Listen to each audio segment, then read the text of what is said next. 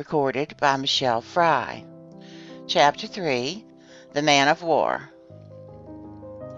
Elsie led Mrs. Cameron direct from the White House to the War Department.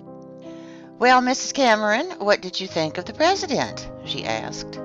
"I hardly know," was the thoughtful answer.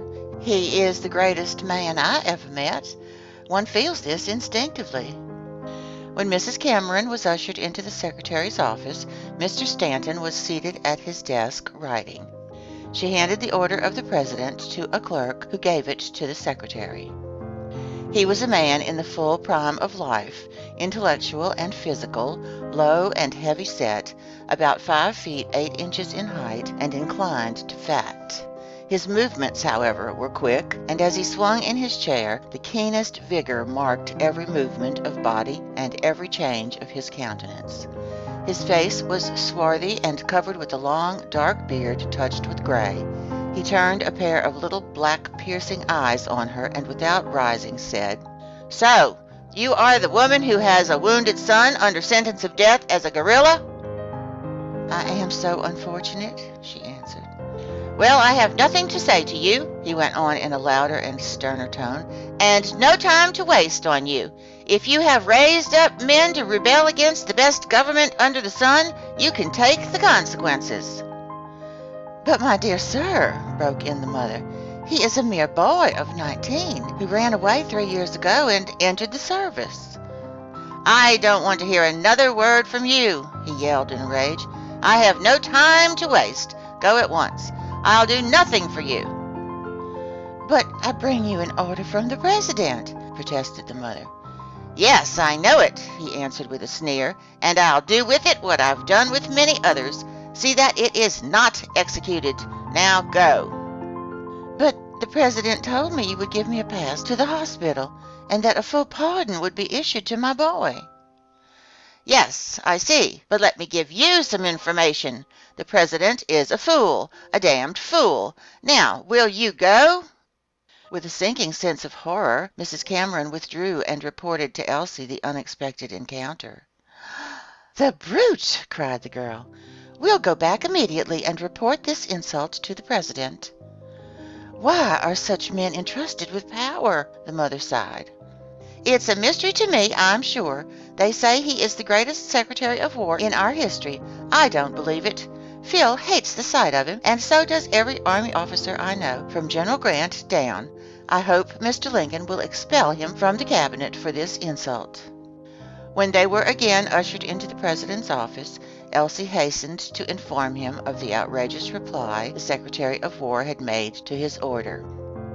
"Did Stanton say that I was a fool?" he asked, with a quizzical look out of his kindly eyes. "Yes, he did," snapped Elsie, "and he repeated it with a blankety prefix." The President looked good-humoredly out of the window toward the War Office and musingly said, "Well, if Stanton says that I'm a blankety fool, it must be so, for I have found out that he is nearly always right, and generally means what he says. I'll just step over and see Stanton." As he spoke the last sentence, the humor slowly faded from his face, and the anxious mother saw back of those patient gray eyes the sudden gleam of the courage and conscious power of a lion. He dismissed them with instructions to return the next day for his final orders, and walked over to the War Department alone. The Secretary of War was in one of his ugliest moods, and made no effort to conceal it when asked his reasons for the refusal to execute the order. "The grounds for my action are very simple," he said with bitter emphasis. "The execution of this traitor is part of a carefully considered policy of justice on which the future security of the nation depends. If I am to administer this office, I will not be hamstrung by constant executive interference. Besides, in this particular case, I was urged that justice be promptly executed by the most powerful man in Congress. I advise you to avoid a quarrel with old Stoneman at this crisis in our history." The President sat on a sofa with his legs crossed, relapsed into an attitude of resignation, and listened in silence until the last sentence, when suddenly he sat bolt upright, fixed his deep gray eyes intently on Stanton, and said, "Mr. Secretary, I reckon you will have to execute that order." "I cannot do it," came the firm answer. "It is an interference with justice, and I will not execute it." Mr. Lincoln held his eyes steadily on Stanton and slowly said, "Mr. Secretary, it will have to be done." Stanton wheeled in his chair, seized a pen, and wrote very rapidly a few lines to which he fixed his signature. He rose with the paper in his hand, walked to his chief, and with deep emotion said, "Mr. President, I wish to thank you for your constant friendship during the trying years I have held this office. The war is ended, and my work is done. I hand you my resignation." Mr. Lincoln's lips came suddenly together.